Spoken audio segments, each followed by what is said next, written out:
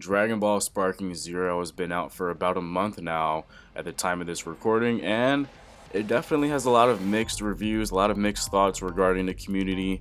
And well, I'm kind of here to give my thoughts on my opinions regarding Sparking Zero. Now, the community has a lot of mixed thoughts regarding this game.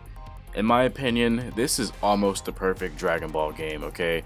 Now, there are a lot, and I mean a lot, of cons, a lot of flaws within this game that really just cannot be ignored.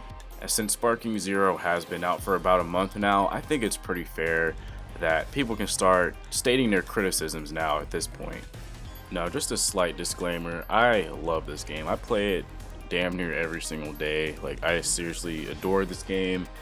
It feels like a fresh, like, revamp of, obviously the old Budokai Tenkaichi series.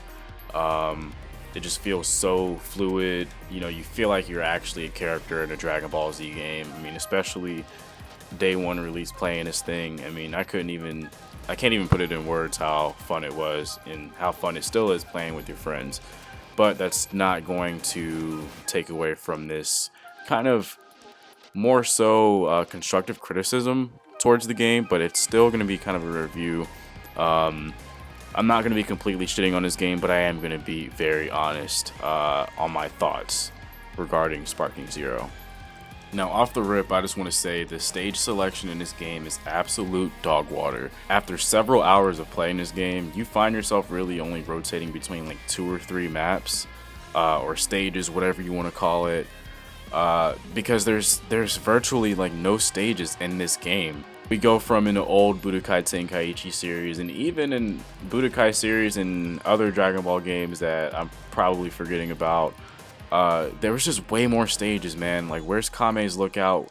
Where's Master Roshi's house? Kame house. There's no outer space map or anything like that, like how we saw in the Battle of Gods movie where Goku and Beerus fought. I can go on and on about the lack of maps, lack of stages in this game. And in my opinion, that just kind of takes away from the immersion, in the fights that you can kind of get into, and especially with the recreations of the story mode to where you're not even fighting on original maps that actually happen in canon fights. So it makes things just feel kind of watered down in a way. I mean, and this might not be a big issue for some people. I mean, they only put the hyperbolic time chamber in split screen, for crying out loud, which don't even get me started on that. I mean, I barely play split screen as it is, but remembering the old days and how it used to be, I could only imagine split screen only players are just kind of like, I mean, come on, dude, like just one map, that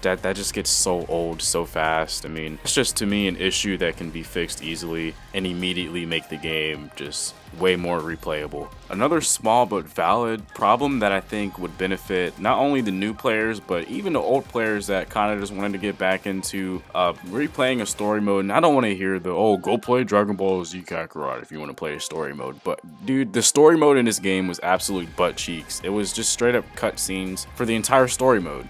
A lot of fights were cut out of the story mode for a lot of characters. I mean, you start Gohan's story, I think, like what, in the Android saga? Like, you don't even get to experience the Frieza Namek saga or anything like that along those lines. And in my opinion, the Dragon Ball Budokai Tenkaichi series back in the day, especially 2 and 3, really just had the story mode down so right. Like, it really felt like you were fighting in the actual story. And for newcomers to the Dragon Ball franchise in general who don't even know much about it, these games were also kind of a way for them to learn the story that way, because that's honestly how I learned most of what I even know about Dragon Ball and kind of how I was introduced to the franchise in general.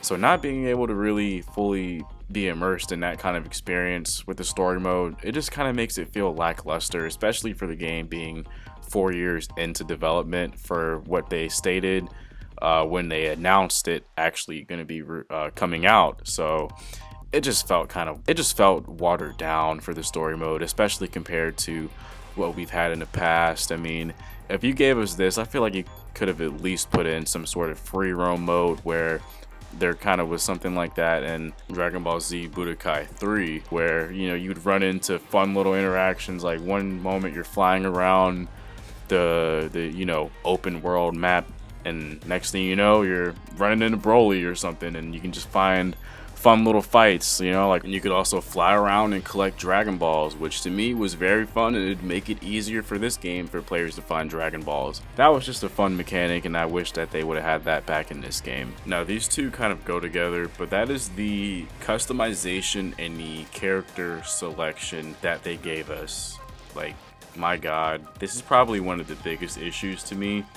And I know it is a new game. It's only been out for a month. I get it. Give them time to add more characters. I know. Give them about halfway into next year. I guarantee you there's going to be so many more new characters. But does that mean Super 17 is going to be in the game and the rest of the GT cast that should have been in from initial release? Does that mean the Dragon Ball characters are going to be in the game that should have been in from initial release that were in the old games? And I'm going to always compare it to the old games because this game is supposed to be the previous Budokai Tenkaichi trilogy's successor. So we're really expecting a lot for this game. And again, we're supposed to be getting Dragon Ball Super DLC and Dragon Ball Daima DLC. I believe we're getting 2 sets of Daima DLC. So that's why I'm already stressing, thinking that, okay, by halfway next year, are we even going to have some of these characters that should have already been in the game off rip? Like, I'm a little concerned about that, but I'm still quite sure they're going to make it into the game at some point. I just wish it was a little bit earlier, considering that these are characters that have already been in the game in your previous installments. So just not really sure what's going on there, and not really sure who came up with that decision. And do I even have to talk about the customization in this game? I mean, come on, man. You got the modders doing the developer's job for them at this point. Like, I'm not sure if they ran out of time or whatever the case is when it comes to the lack of drip in this game, but it's absolutely diabolical, especially in the age of modern day gaming where cosmetics and everything like that are running rampant and it's just so popular. It just boggles my mind how they don't have any sort of drip for hardly any characters. I mean, like, come on, man. Like, that could have been a moneymaker right there for you. I'm not trying to give them any ideas or anything, but I mean, come on, man. Everybody likes drip. Like, please add more customization, dude. You got the modders out here, like, seriously putting the devs to shame, man. I mean, that's more of a nitpick as well, but still, nonetheless, it makes the game more replayable, and again, for the immersion. And that's kind of all I wanted to talk about today regarding Sparking Zero. I mean, I can go on and on about this. I don't want to make it sound like I'm really just trashing and dogging the game, because I still really do enjoy it.